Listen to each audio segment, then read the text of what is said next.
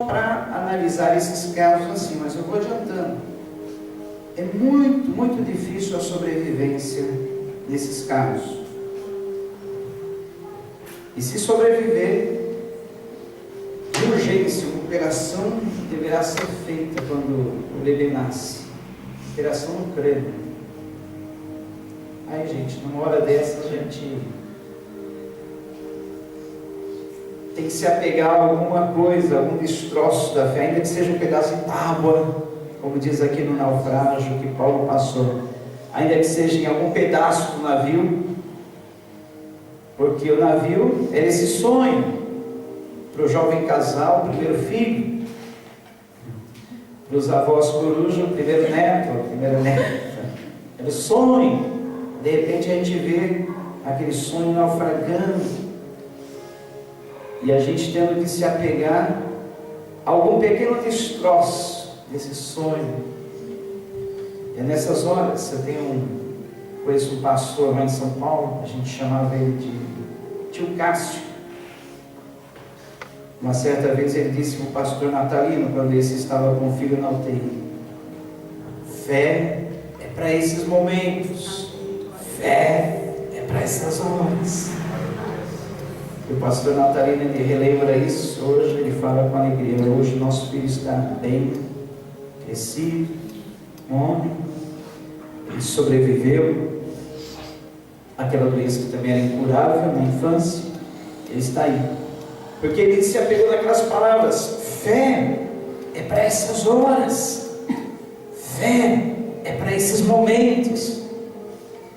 E é exatamente nesses momentos que a gente precisa se apegar a algum destroço do navio, algum pedaço de tábua, para que a gente também não afunde. Gente, confesso que ali eu abracei minha filha na saída do consultório, de transmitir algumas palavras de ânimo. Agora vocês esperem aqui que eu vou pegar o carro que ficou estacionado lá, umas ruas de trás. Ali eu não aguentei, desabei. Eu comecei a chorar, falar em línguas, porque a Bíblia diz que quando nós não sabemos orar como convém, o Espírito Santo nos auxilia em toda a nossa fraqueza, e Ele intercede por nós com gemidos inexprimíveis, né? Então, a partir daí, queridos, era começar a se apegar em algum destroço da fé, em algum pedaço de tábua, em alguma coisa que sobrou do navio. E aí entra a fé, que é exatamente para essas horas. Essas horas a gente fica inteiramente na dependência de Deus.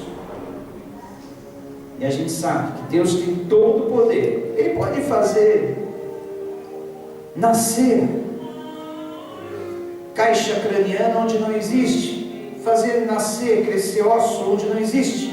O crânio está aberto, o cérebro está para fora.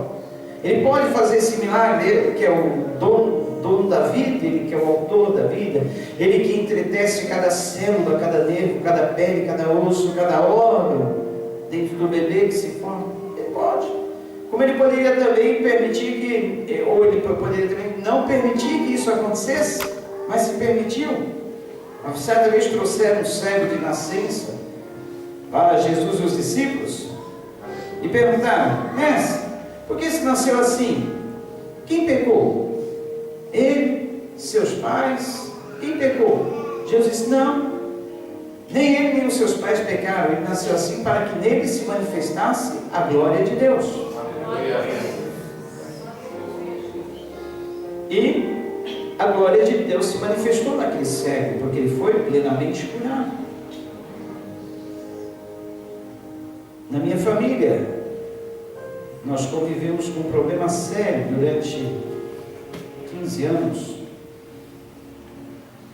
O filho mais velho da minha irmã nasceu com um problema também, problema mental gravíssimo, e até os 15 anos ele era como um bebê.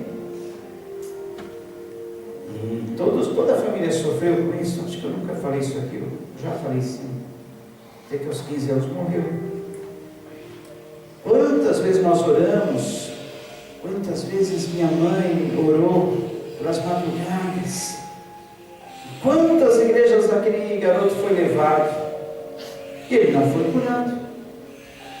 Deus simplesmente não quis que ele fosse curado e o levou aos 15 anos de idade, meu sobrinho.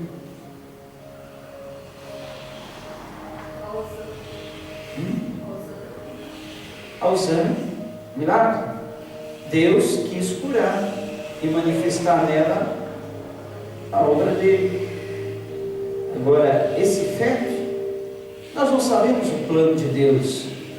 Ele pode tanto curar, fazer nascer osso, crânio onde não existe, restaurar plenamente, como ele também pode levar, como ele pode permitir que nasça assim, nós não sabemos. Agora,